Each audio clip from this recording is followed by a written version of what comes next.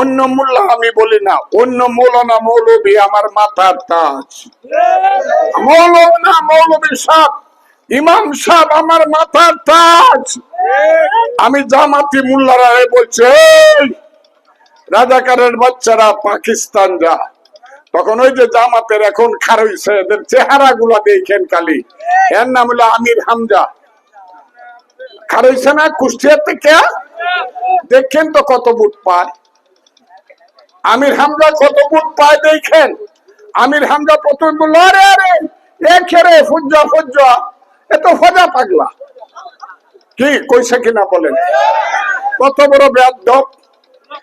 আল্লাহ বলছে কোন লোকের নাম বিকৃত করে বললে তুমি কবিরা গুনাহ করলা, আর সেই আমির হামজা বয়সে আমার চেয়ে 25 বছরের ছোট, সে আমার নামটা বলে ফজা পাগলা। বাংলাদেশে কোনো যুদ্ধ হয় নাই, এইটা ইন্ডিয়া ষড়যন্ত্র করে পাকিস্তান ভাঙছে, কাজে এটা পাকিস্তান। 7 দিন পর্যন্ত রাজাকারের বাচ্চারা এই কথা বলছে, কেউ কথা বলে না, এমনকি আমার দল কথা বলে না, সব চুপ, রাজাকারের ভয়ে চুপ, এটা নাকি পাকিস্তান। আমি তখন আমার শরীরের রগে টিপ দিলাম, আমি তখন আমার বুকে হাত দিলাম, আমি জীবিত না মৃত, আমার নাম কি ফজলুর রহমান না অন্য কিছু, আমি না যুদ্ধ করেছিলাম, মাকে কাঁদিয়ে বাপকে কাঁদিয়ে মেঘালয়ের পাহাড়ে গিয়েছিলাম। আমি যদি সত্য কথাটা না বলি তাহলে মৃত্যুর পরে তো আল্লাহ আমাকে জিজ্ঞাসা করবে, হেই ফজলু তুই না যুদ্ধে গেছিলে, বর্ডারে কত লোক মাইরে ফালাই আইছস, তুই তো সত্য কথাটা বললে না। Furniture just smarter, JMG furniture.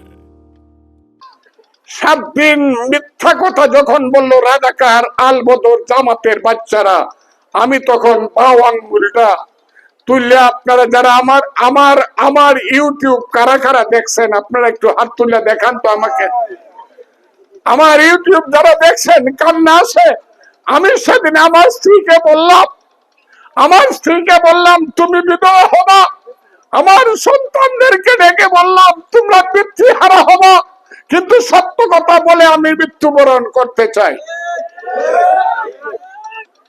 আমি সেই দিন এই হাতটা তুলে বললাম, এই আল বদর রাজাকারের বাচ্চারা, বাংলাদেশটা কিন্তু স্বাধীন হয়েছিল, বাংলাদেশটা কিন্তু যুদ্ধ হয়েছিল, 30 লক্ষ লোক কিন্তু মৃত্যুবরণ করছিল, 2 লক্ষ মা বোনের ইজ্জত গেছিল, সোনার বাংলা পুড়িয়া ছারখার হয়েছিল।